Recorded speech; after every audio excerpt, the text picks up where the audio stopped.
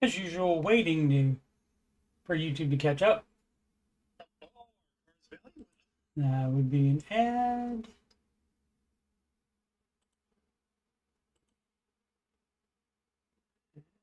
Audio test.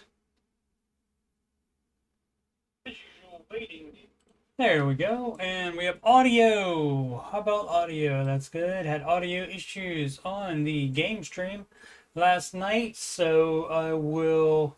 And then it, of course, crashed on me as well, so I might try again tonight.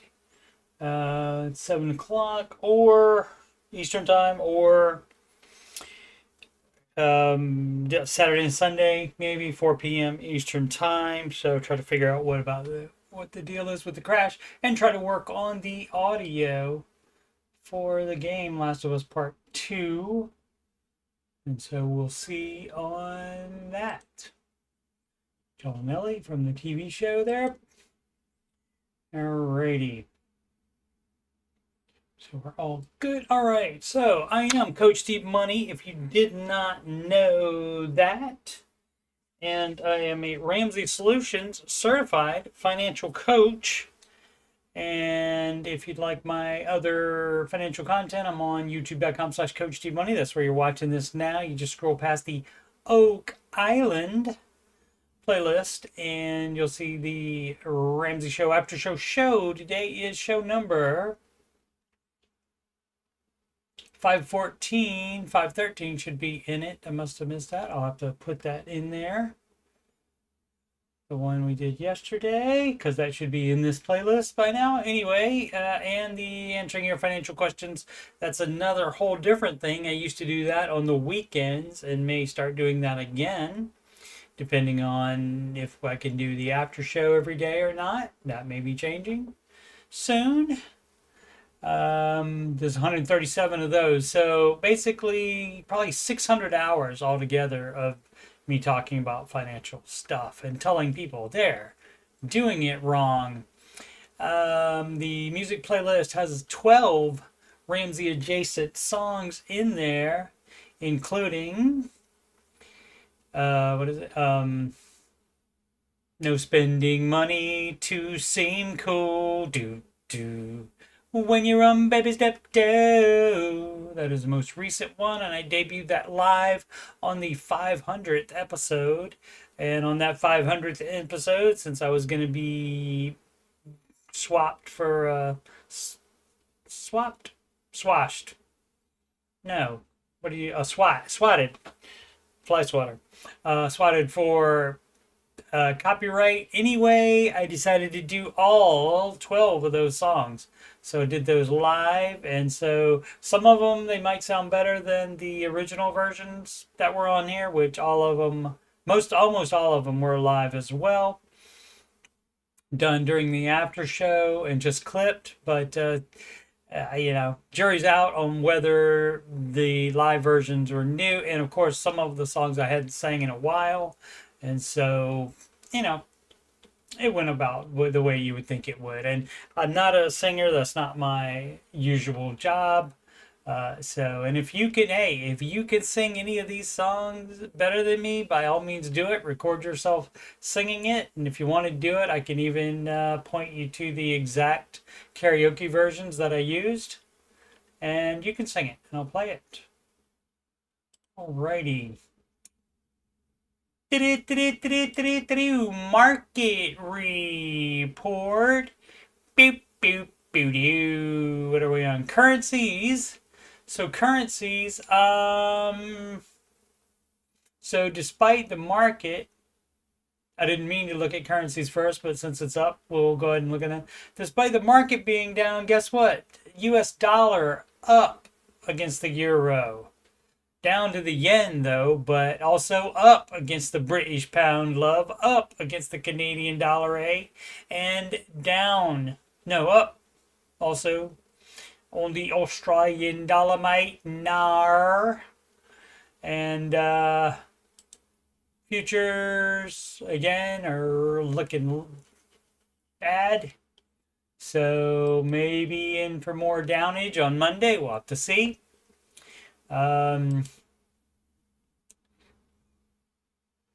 this is what it looked like today. And if you want to look at it for, I mean, it's best not to look at it all the time, and I do just because it's content. But you know, that's 6 months right there, and the year, and the 5 years, and I get it that it looks bad right there now, but so did the Pandy crash. So when was the Pandy crash? That was in, where was that? That was even before this happened. That was somewhere on the other end here. Let's go to Max and see if we can find it. Can you? Oh, right here. Yeah, there it is. So it was at a high on February 21st, 2020, and then we had the Pandy crash, and that at that time that was way down, just like it is today. It was way down. But then guess what happened? Only a short, what is it, February 2020, and it was back up to a new high already that same year. Months later, 5 months later. What did I say? 8. That's 6 months later. And so it was back up to a new high already, and then kept going. And then it went down again some more, and then up some more. So, that is going to happen. And so, but see, the thing is, you know what I did? When I just started investing only right before the Pandy crash. And guess what I did? I did not take any money out, because that's how you lose money, is when the market's down and you sell. You do not do that. We're not day trading here. We're not trying to make a buck every single day. We're trying to make a buck for the long term. So you just let it go down and you keep buying. And then when it starts going back up, you keep buying on schedule. Out of every single paycheck, you do 15% of gross income out of every paycheck. And it keeps going up and up and up. And so it always comes back. If it doesn't, the United States has, more problems than we would want, for sure. But if it doesn't, that would be the first time that it did not come back. Alrighty, let's see what else we can talk about. Let's see what the rest of the world was like. Everything down in Europe. Everything down in Asia too, so it's not just us.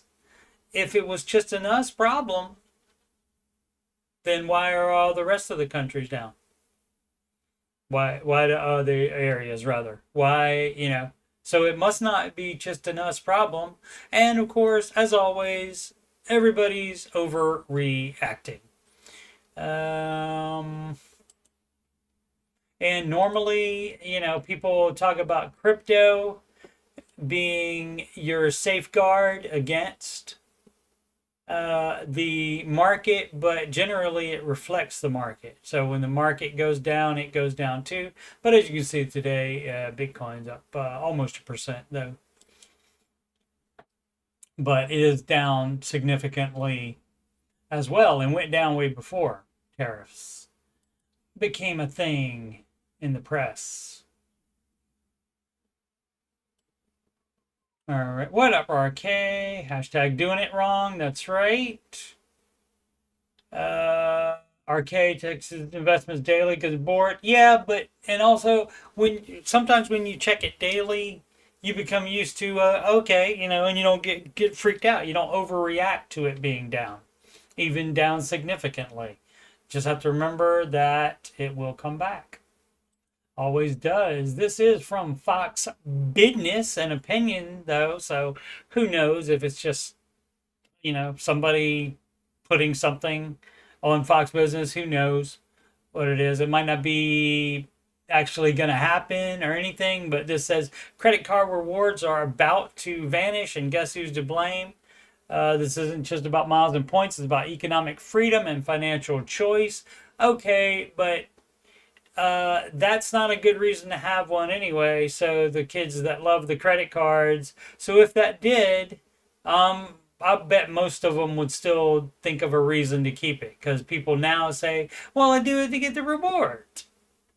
but I bet people would still, barely any would stop doing it if all the rewards stopped.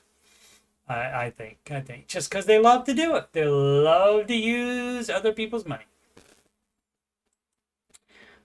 Oh my goodness gracious me! Guess what I forgot to do, and I should have had my lovely assistant do that. Nope, I don't have a lovely assistant or any kind of assistant, so I have to do it myself. So we'll just scroll till we get down to it. Should be about 3 days or so ago. Where are we at? 2 days ago. Boom, boom, boom, boom, boom, boom. I did this one, but let's see if they do change position sometimes. Channel milestone, debt free today. Yeah, I think I did all these. Yep, slow down after 3 years. Yes, okay. So I did all those. Did how and where are you supposed to save for big purchases in the baby steps? You don't make any big purchases in steps 1, 2, and 3. That's a NAR on that. Let's see. Did I do that? Begin my career. Because of this, I've been looking into all the Dave Ramsey stuff as I wanted to be able to start a good financial side to my life. I'll graduate debt free and work for just a little over a year before my fiance and I. You went to college? It's my fiance and I, who will also have worked for a little over a year, will marry. You don't need to wait for that. If you're going to be shacking up, you can marry her right now. And buy and move into a house together. Okay, so we will start out. So we will start out on baby step 3. Yeah, if you don't have debt and you graduate debt free, that's great. That's fabulous. That is the best case scenario. If anybody could pick a step to be able to skip, it's probably going to be step 2. Let's see. So starting baby step. Once baby step 3 is completed, and baby steps 4 to 6 can begin. My question is then relevant, okay? Yeah, that's still a ways to go there, but people love to project ahead and love to think ahead, even though anything could change, and so things might not work out the way you want, but people like to project their whole life anyway. As Christians, again, my fiance and I is the King's English, my son. Both plan to tithe 10%, okay? Well, you would be also tithing after married. You would be tithing 10% of your gross income off the top. That's how that works for Christians. And so 10% her and 10% you is 10% household as well. So a lot of people get mixed up with that. They think that, the 10% for the one spouse and 10% for the other equals 20% household. That is not correct math.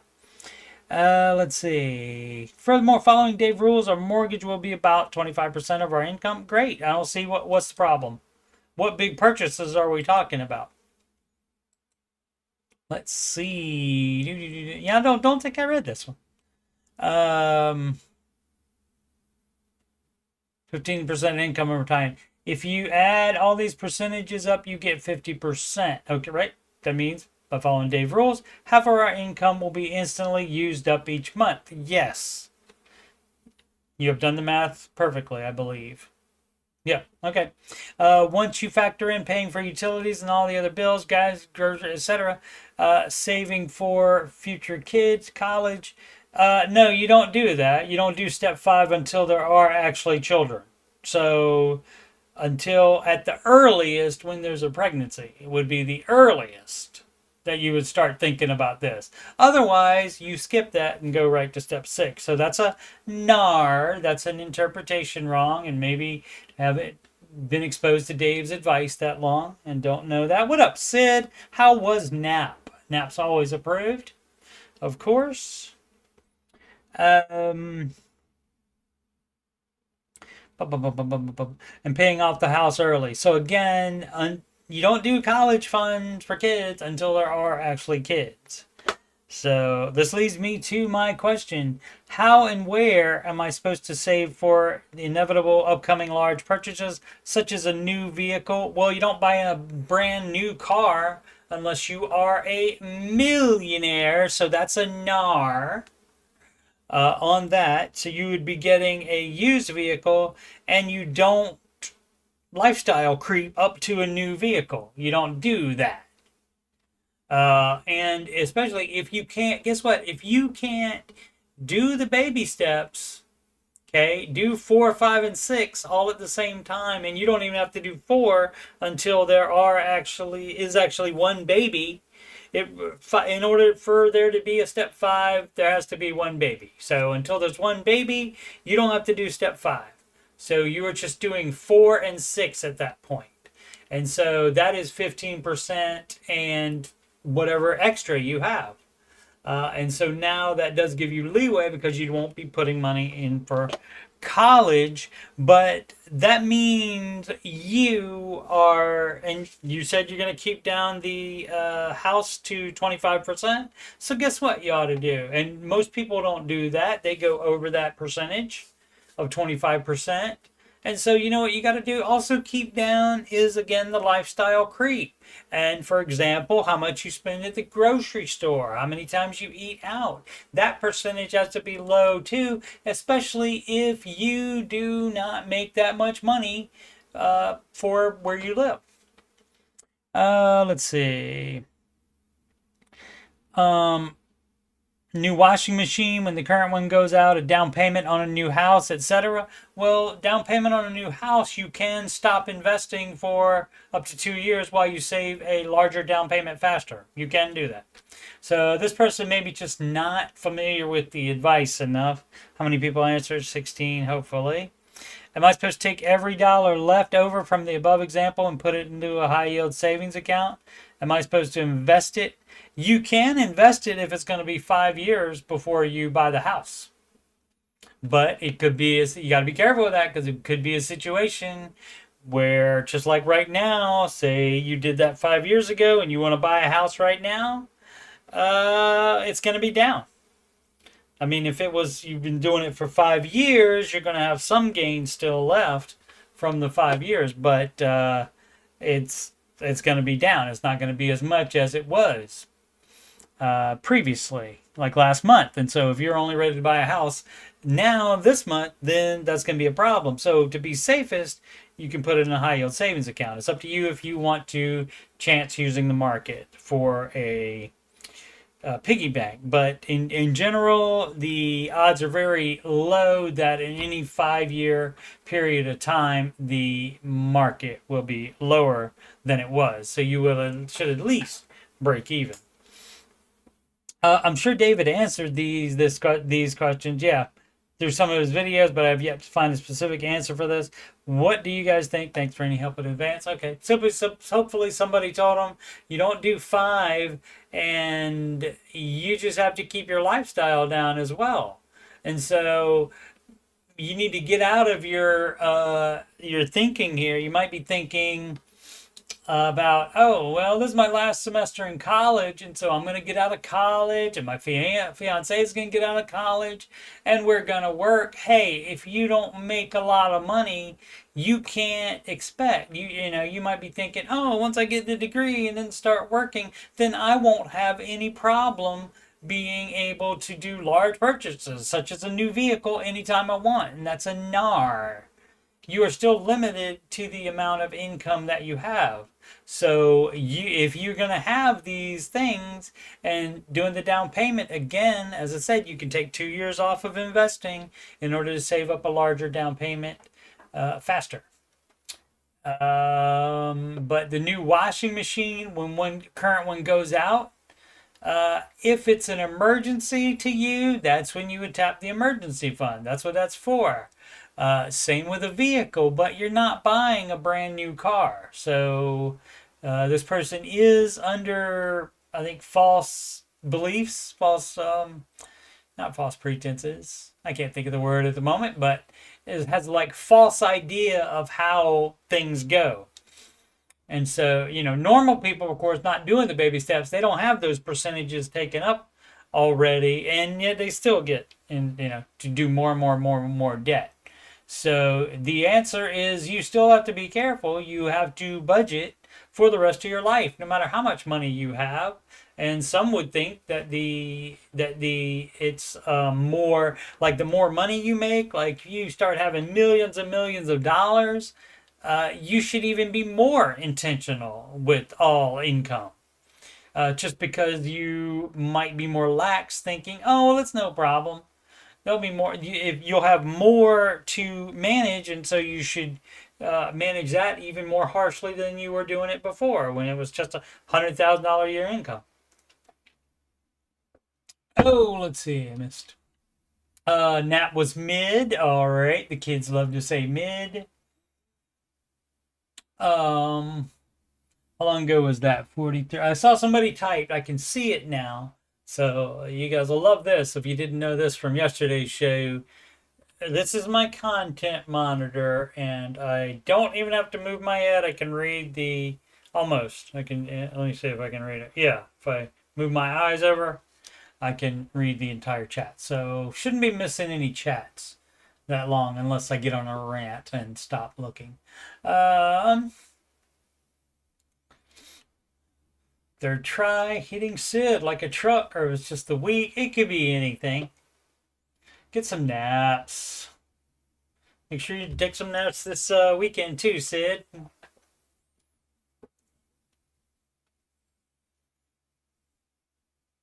Uh, Marshall went out to our car to sleep during our lunch break. Hey, man, you do what you got to do.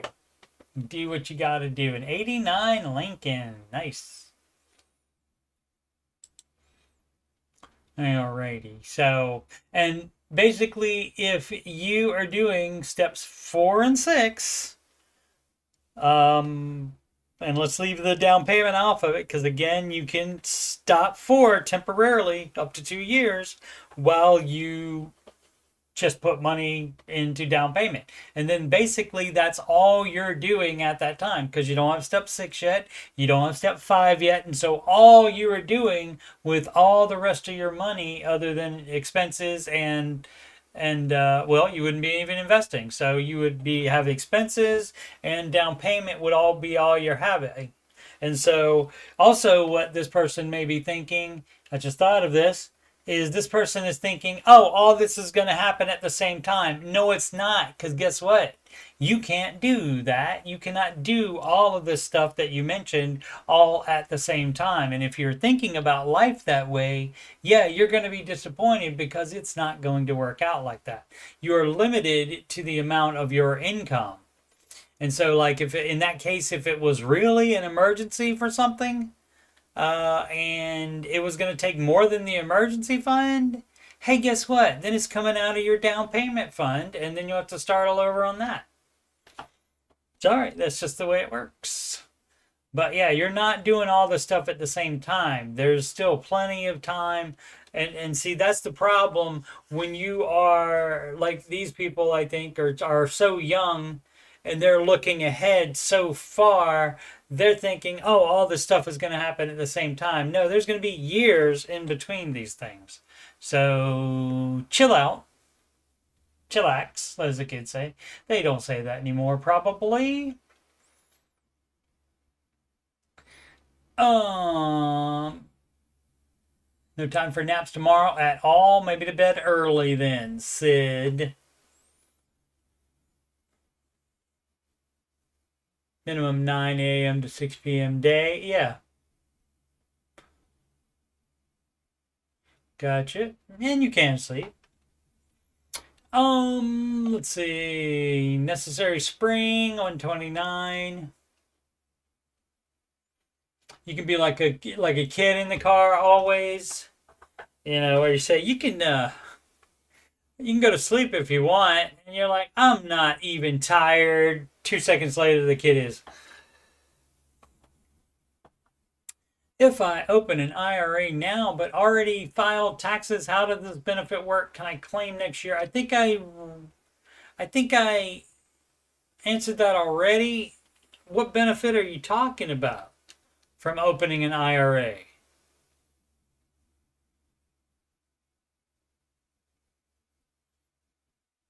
There's not a tax deduction on that. You don't. If you open a Roth IRA, you have to pay taxes on the gains. If it's an IRA, maybe you get a tax deduction. I don't know. I never had an IRA, so I haven't looked that much into it. So that would make sense that maybe you get a tax deduction on that. And so let's see now, but I've already filed taxes. How does this benefit work? Well, it only goes on. You opened it now. It's 2025, so that would be included with 2025 taxes. So you would do that next year then, if that's how that works. Again, I don't know because I don't have any IRA experience. Just the Roth, because that's the kind that you should be having as well. Drowse 89, step 3 and step 4. Separate pots or combined total. It's the same amount of money regardless, so let's find out. You did a too long didn't read. Let's see if it is done. It's not that long, but let's read the too long. 4,600. Oh, baby step 3 flare. Oh. Okay. So maybe they're thinking ahead. They're on step 3 and thinking ahead to step 4 investing as well. Step 3 is your emergency fund, and that doesn't have anything to do with your investing on step 4. Nothing to do with it. Those are totally separate. There would not be a situation where you would have your investing in the same account as your emergency fund. That's a NAR on that. 4,500 emergency pot. Combine into investment portfolio and calculate as total emergency fund. No, you do not have that. Your emergency fund has to be liquid. You can put in a high yield savings account, but you have to get check writing or a debit card for it, and a lot of them don't have that. And the reason is because emergencies do not wait 1 to 3 days for a transfer. Before discovering baby step method, I had been invested. Well, none of that matters. We're not doing that dumb crap anymore, are we? So let's see, last couple of months working on building up baby step with their emergency fund. Target is $11,000, currently at $4,500. I shouldn't have any invested until the full emergency fund is happening. So you're doing it wrong. You knew that was coming. 2 questions. What should I do with the emergency fund once complete? You can put it anywhere where you have immediate access to it. Leave it in a savings account at 1.25 interest. If that's the best you can do on interest and have immediate access to it, sure. Or add it to the stock. You do not put it in the market. You do not put your emergency fund in the market. And if I could quote Rachel Cruz, formerly Rachel Ramsey, if I can quote her talking about the emergency fund in when she was doing presentations, she would say, emergency fund, repeat after me, not an investment. It's not an investment. It's there for if you have an emergency. Best case is you don't ever have to touch it, and the money you make off of it is secondary to having it immediately available. So you're thinking about it wrong. Second question, should I include the 4,600 that is in the investment portfolio as part of the emergency fund total? No, again, they shouldn't be combined together. Shouldn't be counted. So your investment, okay, that should be in a retirement account. You taking anything out of it early is going to be a taxable event and a penalty event. So no doing that. They are not connected. Your emergency fund, repeat after me, not an investment. Trademark, Rachel Cruz. When did I hear her say that? 2019, something like that. I could move the 4,500 currently in savings account into investment portfolio. You could, but that would be dumb crap like you were doing before you started following the Ramsey method, the Ramsey plan, the baby steps. So yeah, you can. And I'm sure some people do have emergency savings in the market for sure. I'm sure they do. It's dumb as crap, though. And you're doing it wrong if you're trying to follow. You're the one that's tagging your crap baby step 3 here. So that leads me to believe you would like to follow the baby steps. And so you're doing it wrong.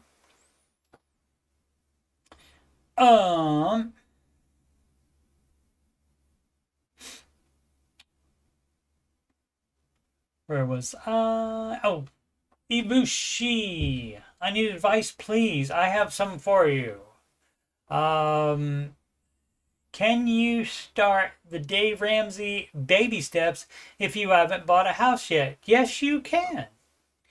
It's not a law that you have to buy a house. You never have to. No, it's a great idea because then there can be a time closer to your retirement where you do not have a rent nor a mortgage payment, but you still have somewhere to live. And so it's a great idea, but it's not a law. You can decide to be a renter for life if you want to. But you will have that rent expense the entire rest of your life, though. Let's see. How do you go around it? Do I need to buy a house from the start? Then start the steps. Thank you. No. And you start the steps right now, wherever you are. And hey, guess what? Guess what, my friend? This will be great. I had to get a little bit of agua first. This will be great. And you also can start the steps without having any debt. And that's the best way to start them as well. Because that way you don't even have to start at step 1. You can start at step 3 because when you save the $1,000, that'll be part of baby step 3 there. Immediately because you don't have any dumbass debt.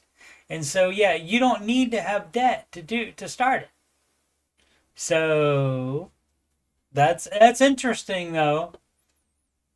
And somebody would think that you have to have a house. That's not a law. You don't have to. Good idea, though.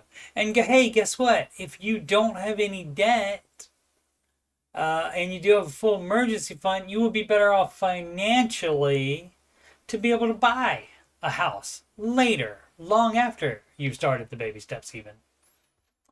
No bonds, Sid. Sid knows better than that. Sid knows better than the bonds. James Bonds.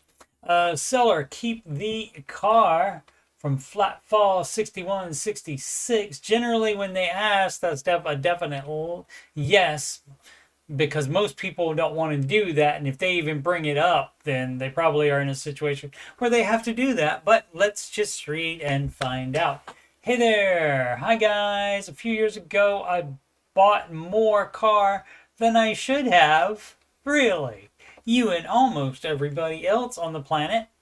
Went from a cash car, 2006, to a 2019 financed. Yeah, that was dumb as crap. I have paid over half of it off. It was about $20K, and now it's down to $9,500. I also have about $12K in student loans. That's all the debt I really have. No credit cards. That part's fabulous. No house. While I can probably pay the car off, I'm wondering other people's thoughts on if I should sell. We don't try and do anything. It's try to. T-O. We try to buy a car with cash. And actually, there is no try, as we all know. Do or do not. There is no try. You do not try to, not try and, try to buy a car with cash and get rid of the $422 payment every month. That would be great. Yeah, do that. And potentially, but yeah, the advice is that if you can pay it off in 3 years, then it's up to you to keep it. But if you get rid of any payment, if you can get rid of any payment, then that puts you even further ahead on the baby steps because you'll have that $422 extra a month to put on your dumb student loans, for example. How about that? And then that gets you out of debt faster. Let's see. And you can also do the math both ways and see and see how many months it saves you, you can do that. Let's see. You can potentially lower car insurance payments also. Yeah, maybe. If you don't have debt on it, maybe. I think it's worth only 9 to 11K. It's a 2019 Hyundai Santa Fe all-wheel drive base model with 110K miles. Trying to sell it to me here. Give me all the information, like I care. If you have any further questions, let me know. I appreciate the help. I mean, that's gonna get you ahead. Let's see, how much did he say owed? Oh, so it's basically he might make a little bit from it. Might make a 1,000 or something like that. Who knows? Or might just I mean, but even if you break even, you're still getting rid of the payment. And so you would have to get a replacement. So you buy a really cheap meter to replace it, but then you don't have a $422 payment every month. So this one would be one that would be up to this person to decide. And again, you can run the numbers two ways. And like if it's gonna save you 2 or 3 months, and you like the car, maybe you keep it then.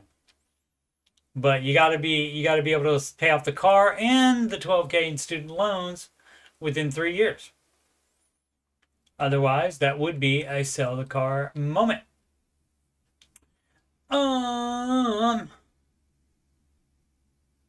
Sid was talking about the person that wanted to keep their emergency funds in the market. Got it. I didn't realize that either. Generally a bad idea because of volatility, Sid says, and she should definitely listen to Sid. Bonds are generally a bad idea because they perform at very low rates, but that makes them stable enough to justify for someone who insists on it. Justification station. Shout out George Camel. Oh, how inevitable, Baker. 278. You got to bake sometime, I guess. How to create a budget to emulate retirement. What? Assume, okay. Oh, I see. To pretend you're in retirement. Well, so you see, the problem with the baby steps is once you get like past step 3, it gets more boring. Now, you're also in a much better financial state. And so you do have, and don't have to like work extra jobs and stuff. So you do have more time on your hands. But that means you have time to start thinking of all and trying to plan all kinds of dumb crap that don't matter yet. So the problem with trying to do your retirement budget even 20 years early, let's see. Assume you're age 60, retire at 67. Oh, I see. So, yeah, but if it's only 7 years later, then you would be able to come much closer to a guess on it. If it is 30 years later, you're not gonna be. But, I mean, you can factor in the Fed wants to do 2% inflation. They like to allow 2% inflation a year, I think is what they aim for, but it's probably been more than that for a long time, probably. And so you can look at the inflation and take the average per year and add it on there, but it depends on what your expenses are. And so, for example, a much younger person might still have a mortgage payment, but at retirement, it would be paid off. So that mortgage payment would not be one of the expenses. So it's hard to know. Even if you know, well, I'm still going to be buying rice and beans, even though I don't have to stay on them. I'm still going to have them at some point. But we don't know how, even 7 years from now, we don't know exactly how much rice and beans are going to cost. But, I mean, you can take guesses. If you got this kind of time on your hands, I wouldn't look at it. I might do something like, big numbers or just estimate just off the top of my head how much. Okay, so I have X amount of expenses now.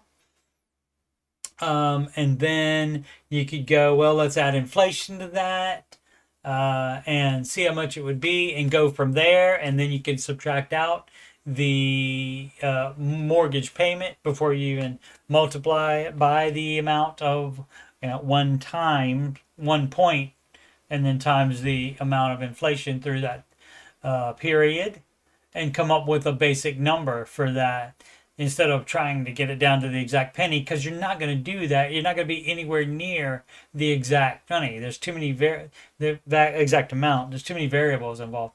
Um, Current income 180. General rule is need to budget at 75% of current salary. But is that true? Oh, is that because you think the inflation will go up 25%? That's interesting. Nobody knows. Nobody knows what expenses and the inflation rate is going to be at that time when you retire. Nobody knows that. So, people like to always try to, especially financial bros and such, always like to try to project this stuff, but it's all just a guess because, again, there's too many variables. If you have no debt, right? And that would be the best way to have it in retirement, because then you don't have to pay off any debt, and then everything that you are shelling out money for can be just for expenses instead of debt payments. Let's say we target a 90K a year, okay? We target 90K a year for what? So your income's going to go in half, or your buying power is going to go in half? Can one set up this scenario in the app to start moving from the larger salary to the target to help align both thoughts? I don't think every dollar works like that, dog. I don't think there's an existential setting, and if you hit a button and it says, okay, here's dumb stuff people might be interested in. But I don't think I think it's meant to budget for right now, and then when you get to another time, you can change the numbers to match the other time. You change it as you go along, not trying to project it 20 years ahead. Let's see what Sid thinks about. Sid, is there an existential thought activity section of the Every Dollar app? I think not.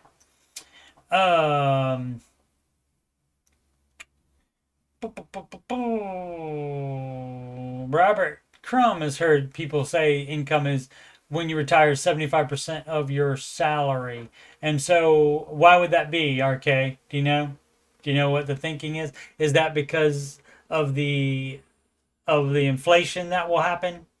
The buying power of your dollars at that time will be reduced by 25%?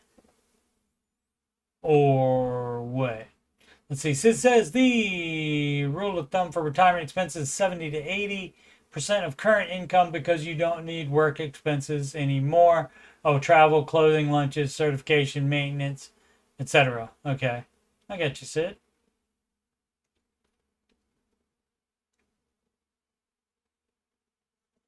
And bonds, what? Didn't recall them growing more than 20% at most over 10 years. Yep, that's low, safe but low. And also, it takes 20 years to get that 20%. When you can make that much in a month, if you buy in the right month, like we could be in today. I mean, we could be back up at a previous high, and who knows what's going to happen. Maybe some tariff negotiations might happen, which that's fine with me, to start out at X number and then work it out with a particular country. There's no problem working a deal out with different countries, not companies. So it could come right back and be 20% in 1 month. But yeah, bonds, you got to have the 20 years, or the 10 years rather. Marshall says, I know I'll be working till no one will hire me. Right. And there's already enough stuff where you can stay busy doing things that there's not like a boss man involved, where it's just like for the company still pays you. For example, YouTube. and a couple other side hustles I'm doing where they just pay you for doing things. And you don't actually report to anybody or do anything. And you can do it when you want it, when you have time. You just go on the website.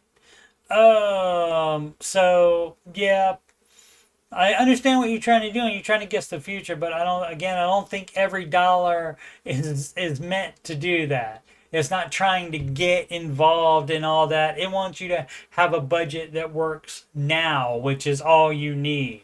You don't need to worry about that. If you know what you can do to do this, my friend, you can do what's called a spreadsheet, hashtag spreadsheet, and that will do whatever you want it to do numerically. So you can set it up to do whatever you want it to do. I don't know. There could be a website out there that would do that, or another app that would do that. But I would think every dollar is just for right now's budget, because right now is all you need to be worried about, sir. Um, um, okay, not sure. Okay. March cannot sit still and want as much dollars for retirement as possible. Yeah, people like us will find something to do. Marshall. There'll be stuff to do. We can find stuff to do.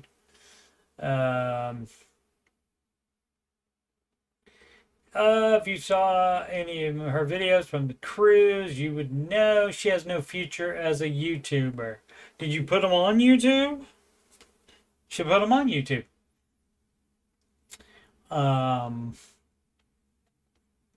some people think I don't have a future or even a now on YouTube, but I'm not. I'm just, it's a little bit of money, but it's still money. Oh, still uploading the vehicles. Is that on the YouTube? Well, let me know what YouTube is. Let me know what the YouTube channel is. He could go to a future month and do a mock budget with whatever he expects to bring in. Okay. All right, I see what you're saying. All right, thanks, Sid. So you can do existential thought process, thought activities, thought experiments. You can do that. Hexagon, buy debts on every dollar app. Okay. All right, Sid, need you more every dollar stuff. What are you trying to do now? Use it to, I don't know, change science as we know it. Let's see. I've been using the app for years, and I don't think I've noticed this before. Oh, there is something.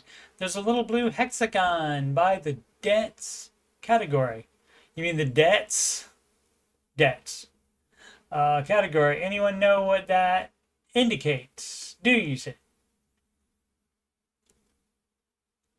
Little blue hexagon. I think that's just their logo.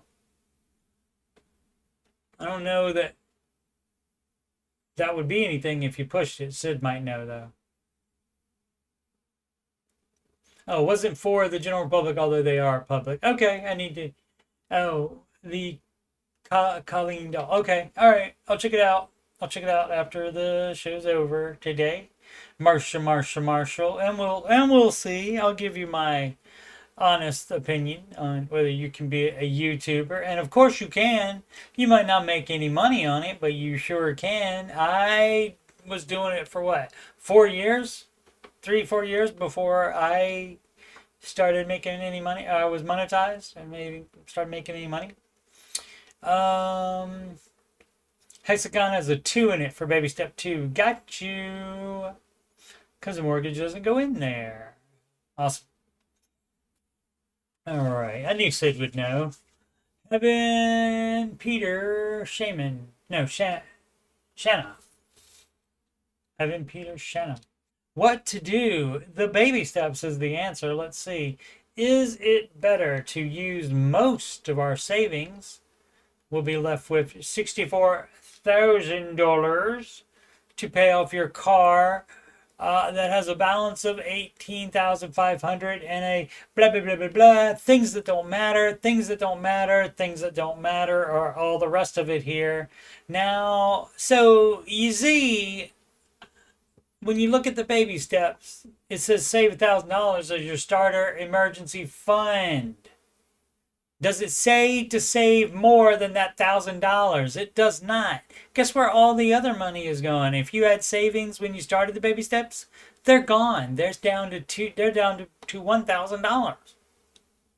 And every bit of savings you have goes on that. So, and of course, let's see, what was it? Balance 1850 and a 7.35 APR, or to save that chunk of money. Hey, yeah, guess what? You know what you should do, probably do, is follow the baby steps, since you're concerned about having the debt. But also, since you're concerned about having the debt, that needs to scare you more than the lack of savings scares me, because we've always had a cushion. Well, it's time to get out of that mentality. Be scared and then get out of your dumb ass debt. I can also redeem my credit card points, 21.50. That will add up. What the heck are our monthly income is 6,500, and our monthly living is 4,000 a month, an average month. That's probably excessive, 4,000. Maybe you're living too much too, so you need to look at the budget too. So, dare I say, everything you're doing is wrong? Haven't played that one in a minute. From Ghostbusters 2. If everything you're doing is bad, I want you to know this. That's right. So, you're on the Ramsey subreddit. You seem to think you are familiar with the baby steps or something like that, but you're doing it wrong. And again, you don't have to run your life by the baby steps if you don't want to follow the baby steps. You don't have to ask people on Reddit. You don't have to ask friends or family members. You can just do whatever you want to do. This is not the baby steps, and you're not going to justify it to anybody that follows the baby steps like they're supposed to be followed. Let's see where we at. Average month save about $1,500 to $2,000 a month. So adding in my $360 a month car payment would increase that slightly. We are saving to buy a house, trying to do everything all at the same time. So that's a no, and that means you're doing it wrong. We're saving to buy a home. And other than the car in question, we are debt free. Adding that my husband gets vacation checks with work that give us $5 each hour. What?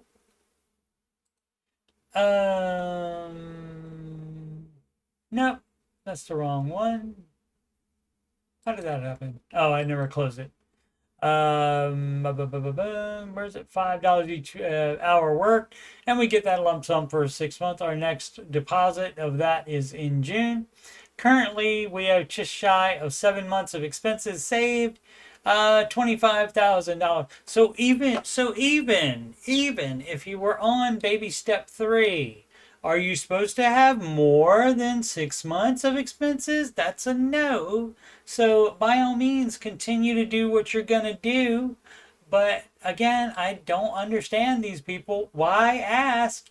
If you want to do something different, just do something different. If you need to have somebody else's approval to do what you want to do, then that means you know that it's a bad idea. Otherwise, you wouldn't be trying to get justification or get approval, to justify your bad non-baby steps decision. So don't even say what baby step you're on, because you're not doing them. Red Fly Boy 97. Let's check with Sid. Sid says she often goes a couple of months ahead in my every dollar when something comes up that I need to plan for. Like, we've got our escrow statement in February with the new monthly payment as of May. Yep, got it. And I do that too. I am several months ahead as well in my spreadsheet.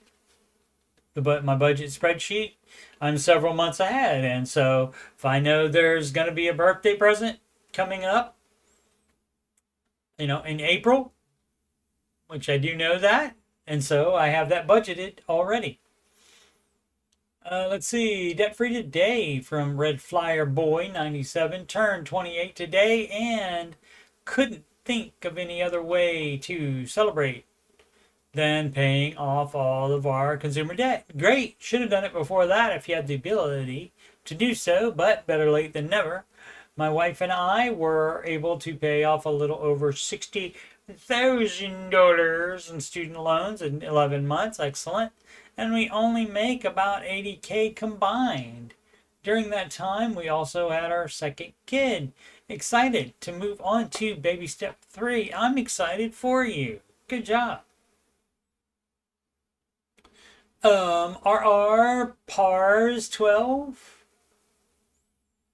Are our PRs 12? Don't know what that would stand for. How to use inheritance. Okay, so how to answer the question without even reading the question and just going on the title. Any money, any extra money that comes in, you apply it to whatever baby step you're on. And hopefully this inheritance is a whole bunch of money so you can apply it to more than one step. So let's see. Wife and I are in our mid 30s and live in Texas with our 3 daughters, age 8 and under. We are debt free, have 3 months expenses saved, $75,000 in retirement savings, 35K in college savings. Our take-home pay is $4,800 after taxes and deductions. We live in a home provided by our employer, a church, okay, as part of our compensation, and contribute 15% to retirement. Last month, my grandmother died after a lengthy illness and left a portion of her estate to us. The inheritance is $30,000 in IRAs, available now, and another $50K in cash, bonds, and stocks that are still in probate. Okay. We want to increase our emergency fund. I was gonna say that you only have 3 months. This is a great time to kick that up to 6 months and keep it at 6 months from now on. Cause you got three baby girls, right? 8 and under. I'm gonna go ahead and have a 6-month emergency fund for that. That's just me, though. You do get to decide after all. Where are we? This one. We want to increase our emergency fund, but are not sure what to do with the balance of the gift we want to have paid for.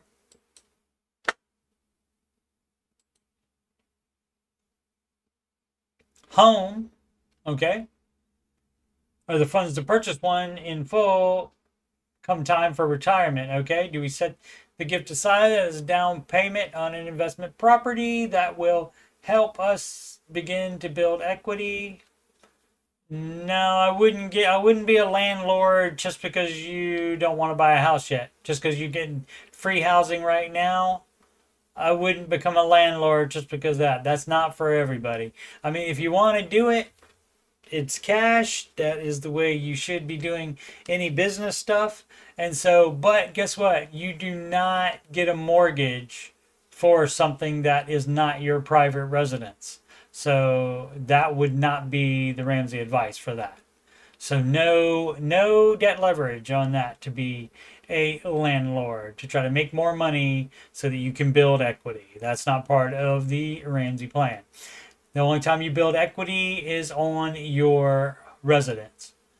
How much of the balance should we allocate to savings for retirement, college funds, and wedding savings? Well, you would kick up that, if you want to kick up that emergency fund from 3 months to 6 months, you would do that.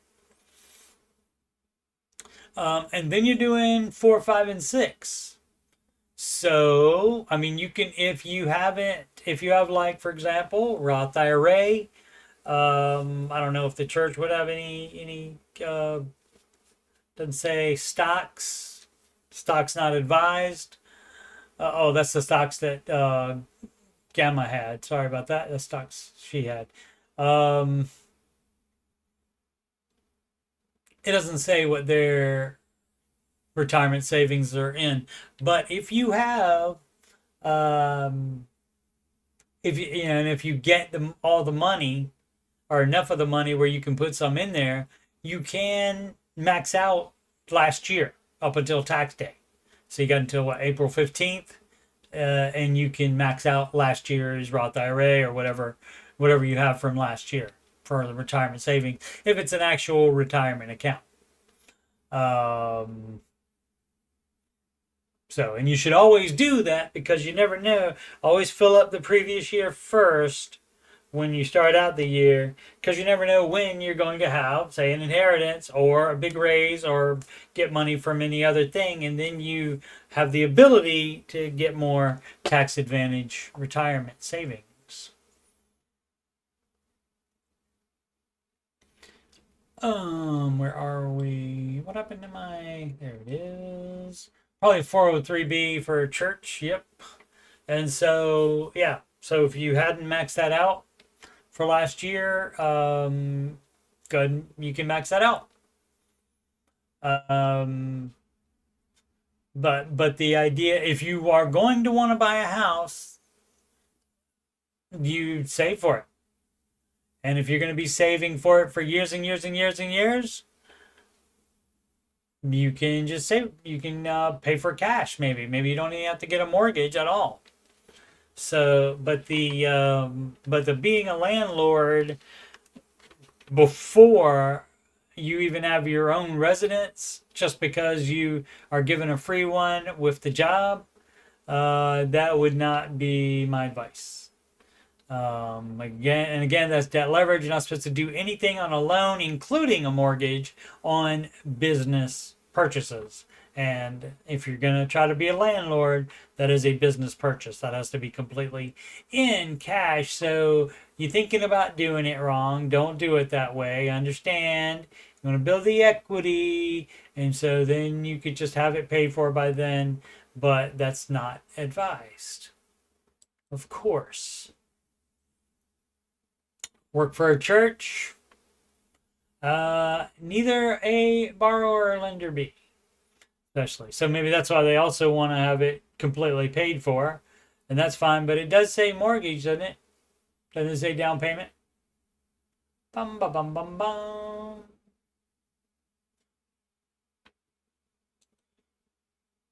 And I closed it too early when I had another question about what a down payment. Okay, so I guess they don't care about the slave to the lender, etc., etc. They don't care about that as far as a mortgage, at least. THE hammer was THE hammer, excuse me, was THE hammer taken. Baby step 7 flare. Okay, what about baby step 7? My wife and I paid off our mortgage this past Friday. Great. We've always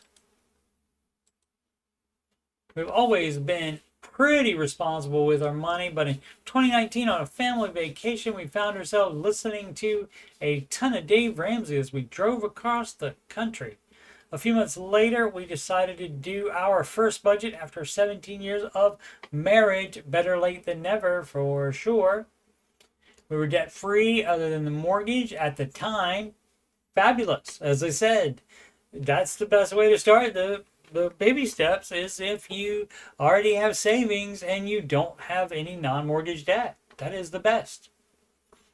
I mean, starting them in step 7, if you weren't intentional with money before that, that's fine too. That would probably actually be the best.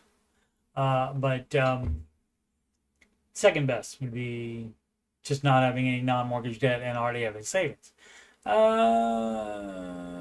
are we at? Kept pretty tight budget and threw everything extra at the house, and that's the way it should do. Oh, you mean you didn't want to have extra savings or extra investing? How novel. We did manage a couple of budget vacations, and that's fine. Steps 4, 5, and 6. Knock yourself out with that. It can be whatever you budget. We didn't want to completely go gazelle intense for our mortgage. And again, that's fine. You can budget whatever you guys want to do. You have earned that by getting to steps 4, 5, and 6. But we definitely made a lot of sacrifices to make it happen. Sure. Our household income was slightly below median throughout most of this time period. I finally got a good raise 5 months ago, which really helped us sprint to the finish line. Yep. So I want to encourage others. You can do it too. Excellent. Write, eat, gym, repeat. Okay. What kind of writing, I wonder? Advice on restricted stock unit grant. That's what RSU stands for. That's when your company gives you or lets you buy discounted stock of their company. Let's see. I'm currently on baby step 2. In the last year, I was blessed with and my income doubling it. Shout out Troy's story. This has allowed me to put about 5.5K a month toward my debt. Great. I have around 95K left. All of it is either student loans or unsecured debt. Currently running no car payments. I do contribute to a 401k. You're doing it wrong. But only up to the company match. You're still doing it wrong. I had no retirement fund set up before last year, so I'm way behind on retirement savings. Doesn't matter. Doesn't change the advice. You're doing it wrong. I've made 2 deviations from Dave's plan so far. Yeah, so make any other ones you want to. Go ahead. Oh, there it is. Took a second. One, using Avalanche. Okay, have emergency fund 2,000 instead of 1,000. Just keep doing whatever you want to do then. Why bother asking? The company I am with is granting me a stock bonus later this year that will be worth 21K after taxes. This stock has historically outperformed the market at a rate that is higher than the interest rates of my debt. But of course, there is no guarantee it stays that way. That's right. And so why don't you just apply your thinking to that instead of trying to ask people's advice on the subreddit that is titled the name of the guy who invented a plan that you're not following. You're doing your own thing. So you can do your own thing with this too. Considering immediately selling the stock, of course that's what you should do. Immediately. When it's granted, and throwing that all at debt, which you should do in addition to your extra $1,000 that you have in your emergency fund and other dumb crap that you're doing. Stop investing and pay off debt. That's what you should do. We're saving 3 to 5 months about how long it takes me to pay off the debt. Others, including my wife. Oh, this is why. Need somebody to break the tie. Fun, fun, fun. Think we should just keep the stock since we are currently behind on retirement. David advises no single stocks. Selling stock immediately will have no additional tax implications. Great. And so that's why that's the advice on restricted stock units, because it is a single stock. It's always sell it and apply that money to the baby steps. Always.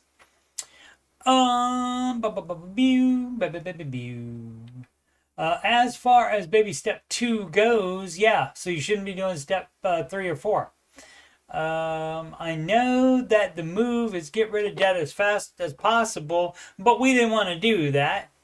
But was wondering what you might do in my situation or any additional advice you can offer. Yeah, follow the baby steps instead of doing whatever you want to do. Because the way you're doing it makes it take longer. Also not proven as the baby steps are done correctly. Millions of documented success stories. No other financial plan by any advisor or even the dumb crap that you're doing has anywhere near that amount of track record. Sid scored a great deal on some chicken drums at Sam's today. Marked down to $4 a pack. Awesome. That is great to be there at the store right when they put out something that is marked down a lot. That is awesome. I'm proud of myself. I just wanted, who's that? Snoot Cat. Snoot Cats 903. I just wanted to get it off my chest because I'm feeling great right now. Go ahead, get it off. I'm working on the avalanche method. Boop, boop, boop, doo. And just last week, I paid off my car and 2 credit cards, 1 card left to go before I'm on baby step 2. I should be left with just my mortgage by October. 1K emergency fund is actually running a little bit high. You doing it wrong. You're already doing it wrong with the avalanche method. So again, why? I know Dave would say that, well, then what? But I just feel better. Knock yourself out then. Having a little extra in the rainy day fund. Knock yourself out. Thank you for sharing. I know there is a long way to go, but for the first time ever, actually see a path toward financial freedom. It's going to be slower because you're doing it wrong, but you get to do whatever you want to do. I fully support people not doing Dave's advice because they want to do what they want to do. It's their life, and they're the ones that work to make the money. So, they're free to do what they want to. Now, what they should do would be, of course, follow the Dave advice the way it is and not try to make it better or improve on it because ways to do that don't exist. Hospital bill, everything's been tried already. It's been out long enough where everybody's tried variations on it and doesn't work that way. Hospital bills versus car loan. I have around 1.8 thousand dollars in medical bills and around 8.5K in auto loans. You're doing it wrong by having debt. I'm on an interest-free payment plan with the hospital and pay about $150 a month. That's fine. I pay about $170 a month on the auto loan, and I still have 5 years left on it. Well, maybe sell the car. 5 years is too long to be having a, that's too, if you're not going to get it paid off before that, that's a sell the car time. Welcome to sell the car time. That's when you sell the car. If any debt's going to take more than 3 years to get rid of, you sell it, you sell it, you sell it, you sell it. Big hit. That's going to be a big hit. An additional issue I have with the auto loan is the engine is blowing. This is why you don't buy new cars and finance them. Dumb as crap. Because guess what? The engine can blow. So you only want to have a couple $1,000s or so invested in it. Dumb as crap. And will cost about $12K to get the motor running again. The bank won't let me junk it without paying off the full amount. This is why you don't do this dumb bullcrap. Stop being dumb. So I'm stuck with it until I get it paid off. Considering the state of the auto loan and medical bills, should I focus my efforts on the medical bills or the auto loan? I understand the auto loan is more of a thing.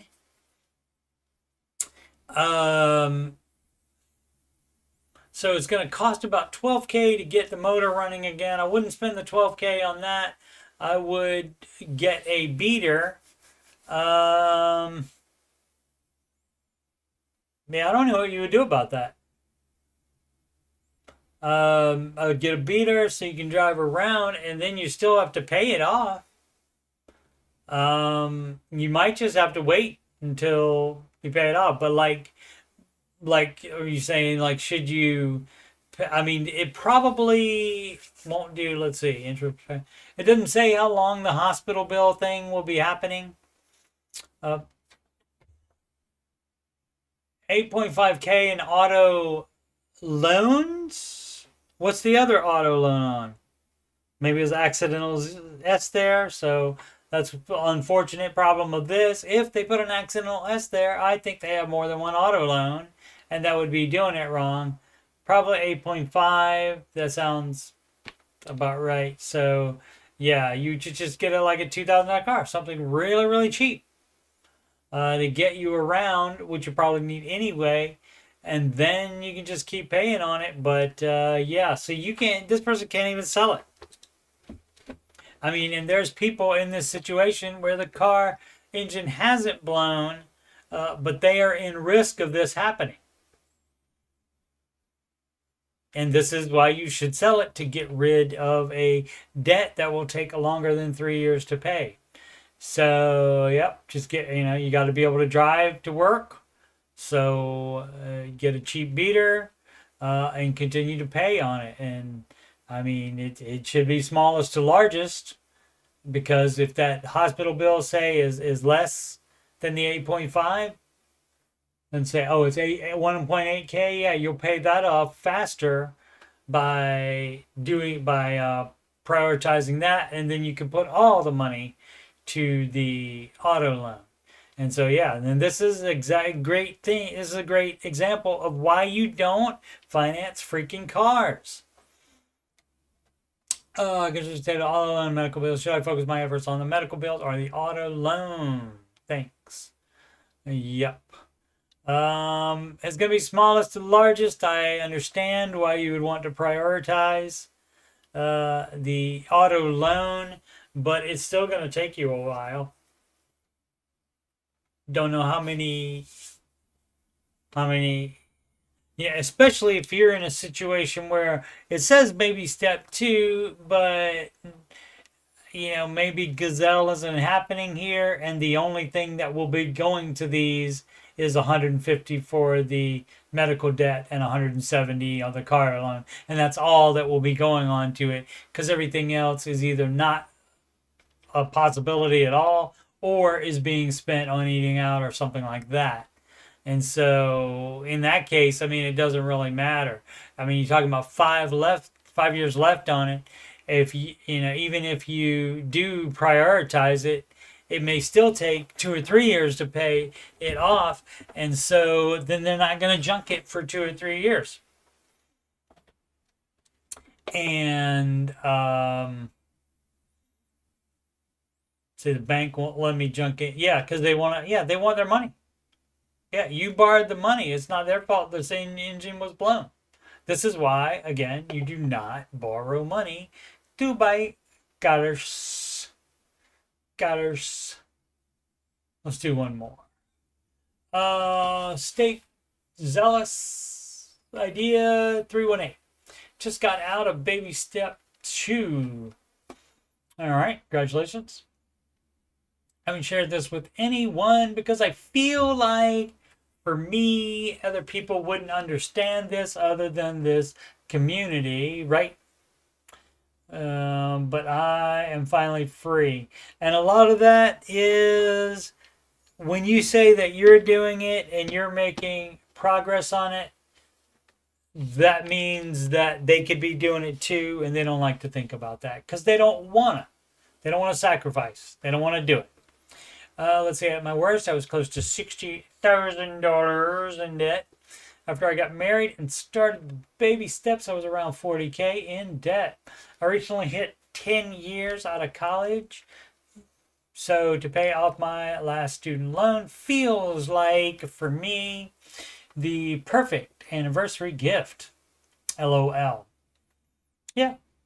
If you would have told me we'd be out of this baby step in less than 2 years when I first started, I wouldn't have believed you. Yeah, most people get done before they project it, because you start to understand and believe in it, and you start being more gazelle intense.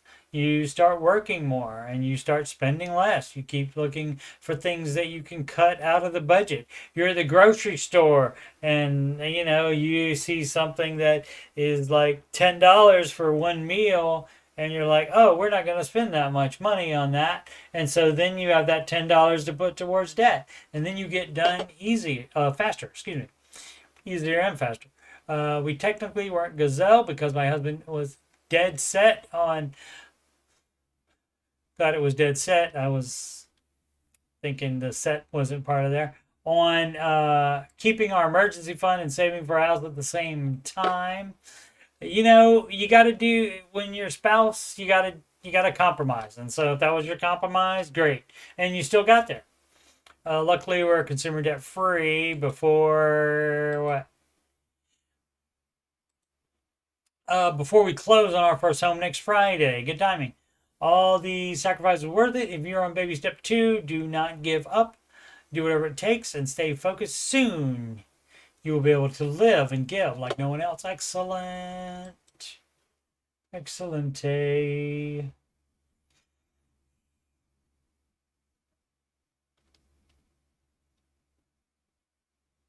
Oh, let's do one more. That is not one. Hipster doctor. Okay. Oh no, hipster doofus. Okay, that is basically that is. I can't remember where that came from. I think it was on the. It was either on Seinfeld. It was some, or it was some. Somebody said it on Seinfeld, or maybe both, or and then somebody like talking about the show Seinfeld said that to describe Kramer, hipster doofus.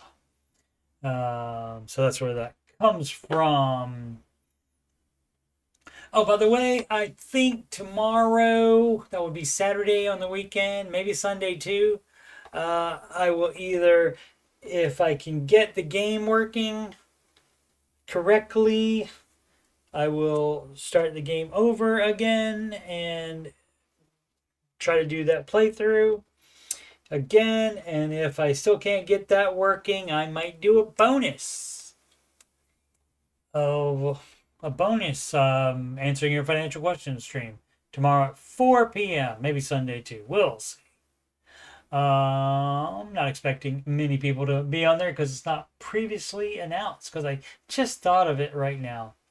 I think I'm going to pay off my second mortgage tomorrow. So this is doing it correctly, but you were doing it wrong.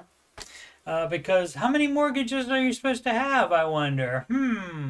Let's see. Let's see where it says in the baby steps. Oh, it says pay off your mortgage early. It doesn't say mortgages. It says one mortgage there. So you were doing it wrong. But it's a good idea if you do it. It says thinking about it, so may not. May revert back to the dumb crap was doing previously, but we can always hope. Paid off our first house early. Oh, okay. So if it's paid off, then a few years later sold and bought another house with a pretty small loan since we had money from the sale of our old house. Right. That's how you're supposed to do it. Or even you could save money and then not have to get any loan at all. That is the idea. It's not to constantly trade up and get higher mortgages each time. Even though it wasn't a bad decision, I think my wife and I still have never been crazy at being back in debt, even a little. Well, you shouldn't have done that. We've been eyeing what is left on our mortgage for a while and have thought we could probably do a decent size payoff with some funds we were setting aside for some other projects that haven't gotten done yet. We don't have a bunch of money set aside for different projects. You are supposed to be intentionally doing steps 4, 5, and 6. Now you can budget for things, but these other projects, it sounds like this is a lot of money. See if it says how much.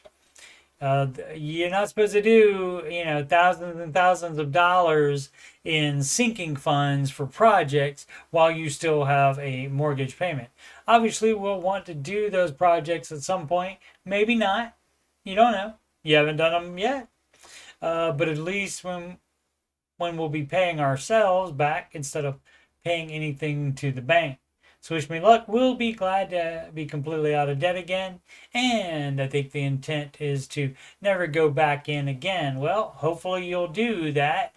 You strayed from that the first time because you had to have that particular house and you had, for some reason, you couldn't save up.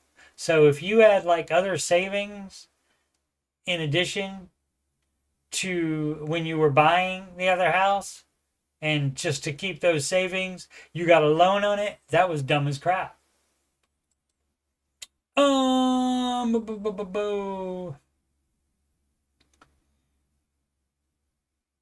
Marshall can only buy the chicken drums 2 at a time because her mom's the only one that eats them.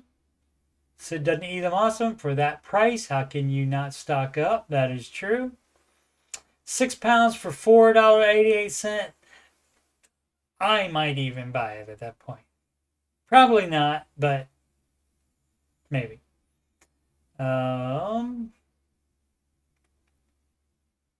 Where are we? Boom, boom, boom. 6:53. All right, fine. Let's do an hour and a half show.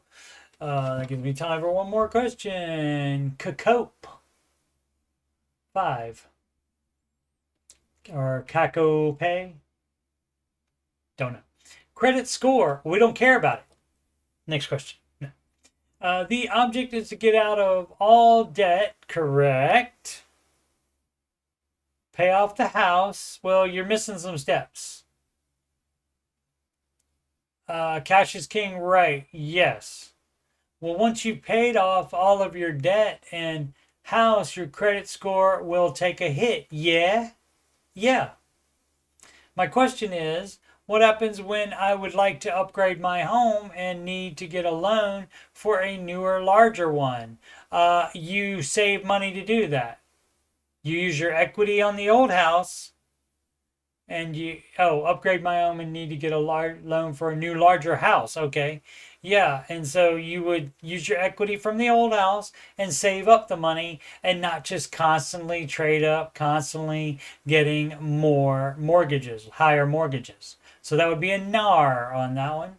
Obviously, I can use my home equity and cash. Yes, for a down payment. You've won. You figured it out. But won't it kind of screw me having no credit to speak of when I need it? What's the play here? The play here is to not do debt. You do not need a credit score. The only thing you need a credit score for is to have it to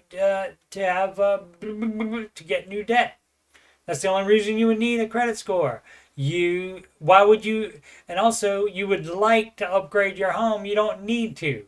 So I got a great idea. If you would like to upgrade your house, how about you stop spending money on crap you're spending it on and instead save it for that extra money that you can't cover with the equity.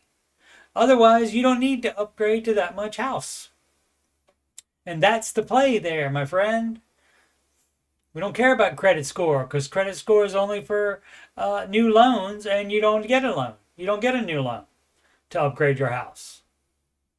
That is not the thought here, where you would do that like multiple times and upgrade your house and constantly, that's like people say, you'll always have a car payment. Are you always going to have a mortgage payment because you're always going to upgrade? Dumb. Don't do that. Washless WSHFLSN FL for Florida. Don't know what that would be. Recreational entertainment spending guidelines. That's at a minimum in steps 1, 2, and 3. I'm mostly retired. Mostly. Still need to get that clip together. I have the clip. I need to edit it down so it doesn't have the other stuff in it. I save 15% of gross income. All right. About 25% of monthly income goes to housing, rent. Okay. Have a well-funded emergency fund, a high-yield savings account. IRA invested in mutual funds. No car payment, no debt. Just curious what the guideline is for entertainment spending. Well, everything you're doing is good. And so if you have money left over after that, what's that going to? Like after your other expenses, other than rent, and you're doing savings. So after your rent, savings, and your expenses, how much money is left? And so, you can spend all of it, I guess. But the idea is the less you spend on entertainment spending, the less you spend on anything, means that you can have more for retirement that you're already in, mostly already. So you would still want to keep that 15%. So it does say housing rent, so no house, so rent's going to be a thing forever. So you might want to do more saving than entertainment spending.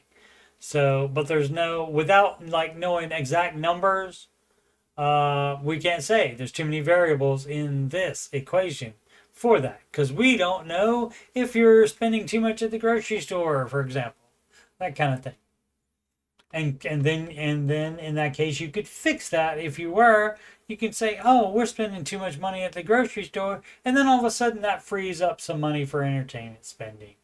Imagine that. Marshall's house will be paid off in 3 to 4 years. Excellent. To the spreadsheet that showed her when she would sort of break even with the money in the end. I think I did the spreadsheet incorrectly, or it's the truth. Those are generally both of the outcomes that could happen, both the possible outcomes, and sometimes it's 50% chance it'll be either. So it's either done incorrectly or it's the truth for sure. You can count on one of those things. Alrighty, once again, Ramsey Solutions Certified Financial Coach. I'm Coach Steve Money, and you're watching this on youtube.com/Coach Steve Money. And if you have money problems, or you just want to make sure you're on the right track, you can schedule a free financial coaching consultation with me at calendly.com. So it's Coach Steve Money. You can email me at coachstevemoney@gmail.com. Donations can go to paypal.me/Coach Steve Money.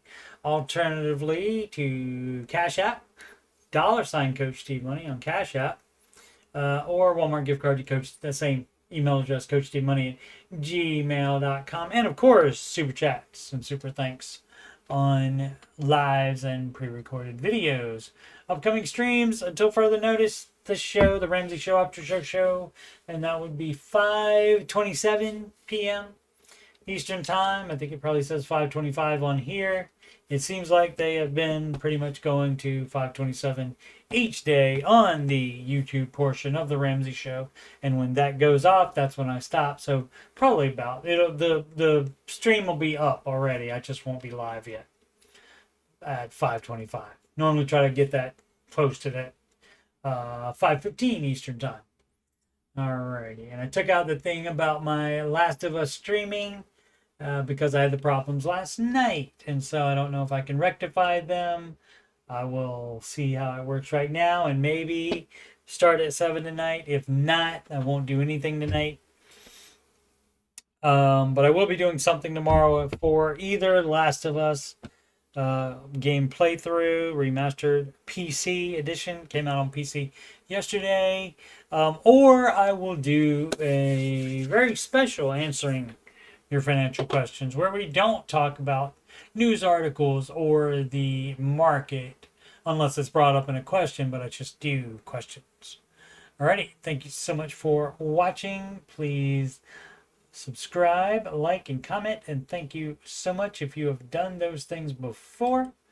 Much appreciated. Millions of things to watch on the internets. And I appreciate any time you are spending with me. Marshall had a debate before the start of work meeting this week with a young engineer and a young PM project manager about buying a house with 0 credit. Great. You know someone who's done it. That much is certain. Hardest part was finding a lender willing to do manual underwriting because I did want to make sure I wasn't too deep in the Kool-Aid, right? The young project manager said you need a credit score, so get the credit card and pay it off every month. The young project manager was full of crap, doesn't know anything. Just think that's true because that's the way it's marketed. That's the way everybody says. That's something everybody says all the time. You got to have a credit score. No, you don't. And then get the mortgage. I said, don't get the credit card. Stick with your 0% score. Exactamundo. You right, Marshall. Alrighty. Everyone have a lovely weekend. Hope to see you on my stream tomorrow, 4 p.m. Eastern Time. Whatever it is. And as always, make smart financial decisions every day.